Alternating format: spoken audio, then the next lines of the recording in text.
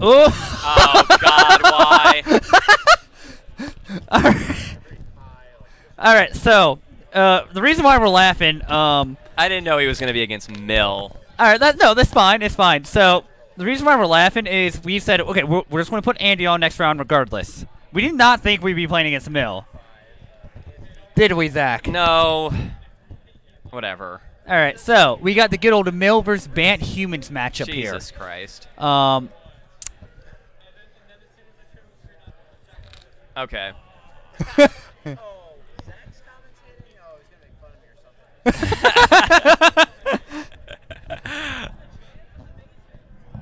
All right, so Mill is a deck that has some solid runs before. I would say. Would you like to tell me about those solid runs? GP Las Vegas a year ago, it went 9-0 day one. Okay. It went 9-0. Okay. That's an accomplishment by itself, right? I mean, yeah. Are you sure? This was a while ago. Okay. It was like when the green-white tokens deck was a thing for a day. Okay. But yeah, like the Mill deck has legs, especially with the Frame Sanity tag. Oh! Okay. Oh, wow. 26 life points right off the bat from Andy over here. Yeah, okay, so the Mill deck is like a burn deck in that, like, burn is trying to do 20 points of damage. The Mill deck has to do 60. Whoa. Well, not quite 60. It's like 53, 52, depending on if you're on the play or on the draw. Or, like, it's like 53 depending to, like, 55. You draw 7 cards. Mulligan. Whew, okay. Sure. Meridian Crusader. Now. Meridian Crusader, turn 2. Yep. With the Avacyn's Pilgrim. Yep. So I like the design of Avacyn's Pilgrim. I think it's a really sweet card. We'll never see that again in Standard. Nope. But I like Avacyn's Pilgrim. Being able to tap for mana is definitely a green ability, but who says you have to tap for green? Yeah, it's Avacyn's Pilgrim. Avacyn's clearly white. Yeah. So it makes sense that he taps for white, doesn't it? Yep.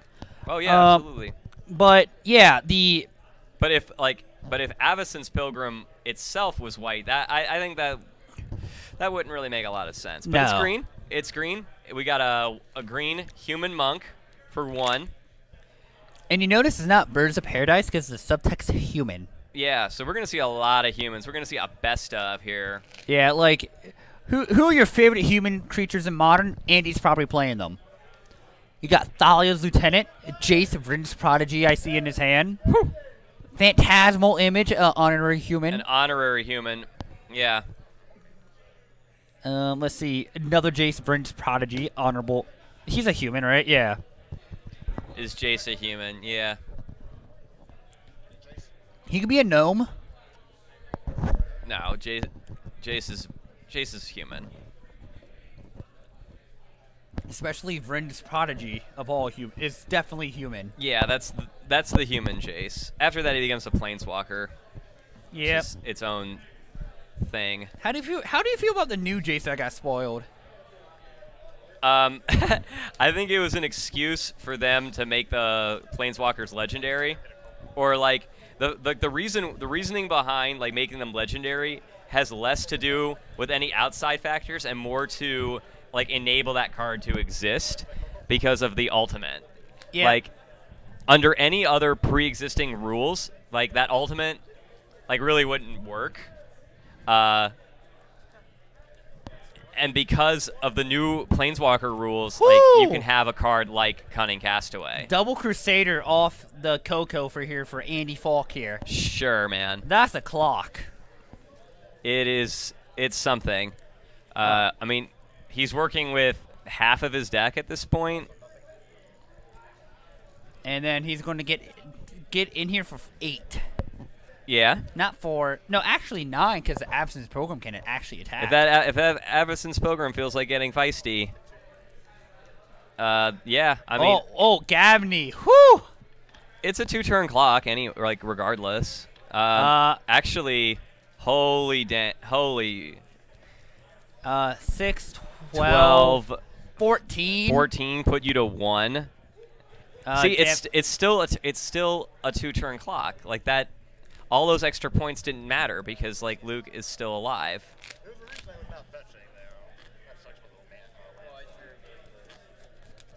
Okay, so Luke had the kill in his hand, but he wasn't able to do anything about it because Andy wasn't fetching. Yeah, like reasonable people. Okay, so there you go. Game 1. Yep, over pretty quick due to the Andy's Falk aggro start and seeing 3 Meridian Crusaders in against an empty board.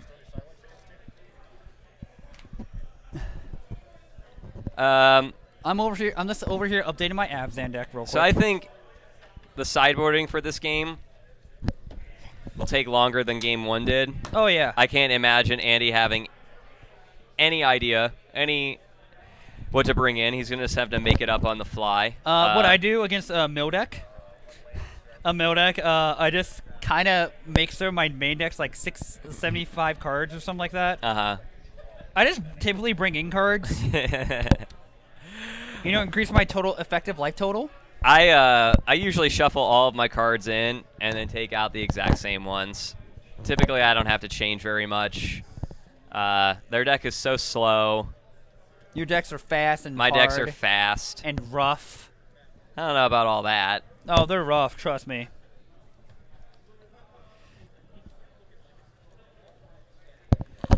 Robert and I are re-sleeving for the IQ we're playing in tomorrow. I'm changing my list somewhat too. I will be on Affinity. I'm not saying what I'm going to be on. In case you're watching and you're going to play tomorrow, sorry. Yeah, up in Findlay, Ohio. Hey man, I have friends from Michigan going there. Really? Yeah. No, I mean if you're serious, that would be cool. Yeah. You know? Yeah. I think you're joking, but that would be cool. I'm playing these tomorrow. Oh, nice.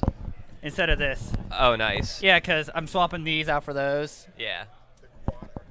Because I don't know how much like the archetype I want there's going to be. Mm-hmm. I like how I'm not saying anything, but you know exactly what I mean. But you just showed me them. I know. But, like, you know why I had that card. I understand. Yeah. Yeah. All right. So I think Luke's just going to bring in Counter Magic, maybe. I don't know if he runs that name. Hand Disruption, maybe. Graphics Cage.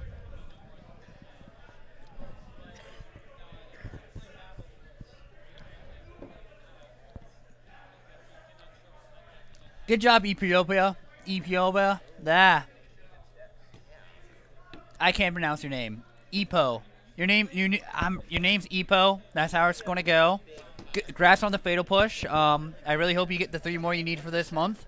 I like the art. I like how he's like really like falling into a pit of gears.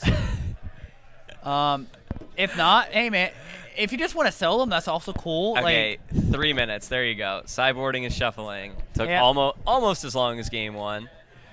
All right.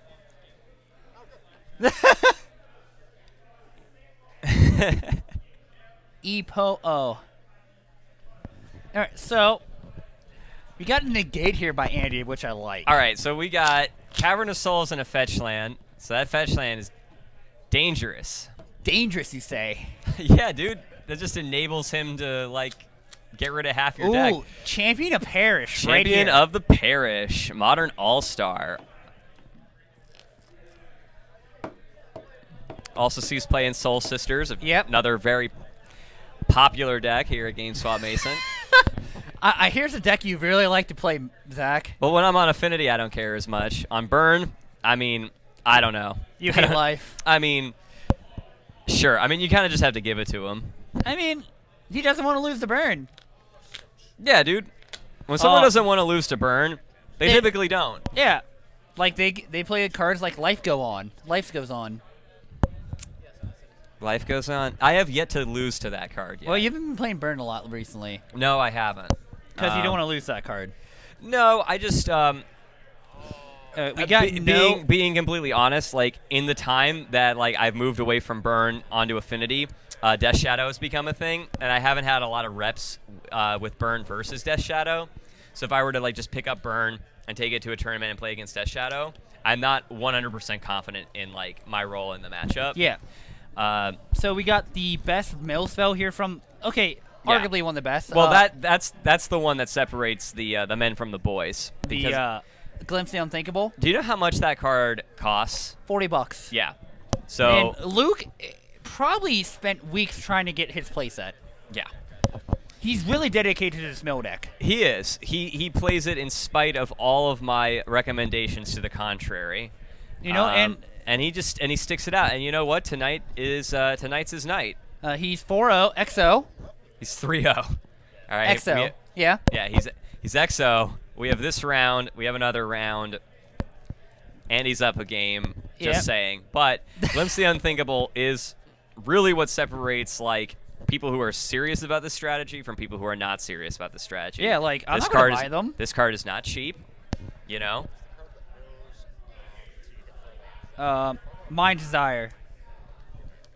Mind Funeral, my bad. Mind Desire is a storm card. Yeah.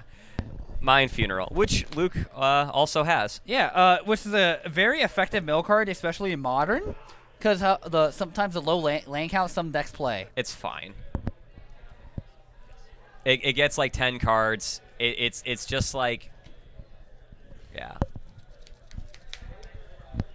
The problem with these, it's just like Glimpse the Unthinkable. The problem with these mill cards is like, yeah, you're like hitting a lot of cards, but that's your entire turn. Each one of them represents your entire turn. And like it basically like has to be like affected. Well, there's the aforementioned Mind Funeral. There's 1, 2.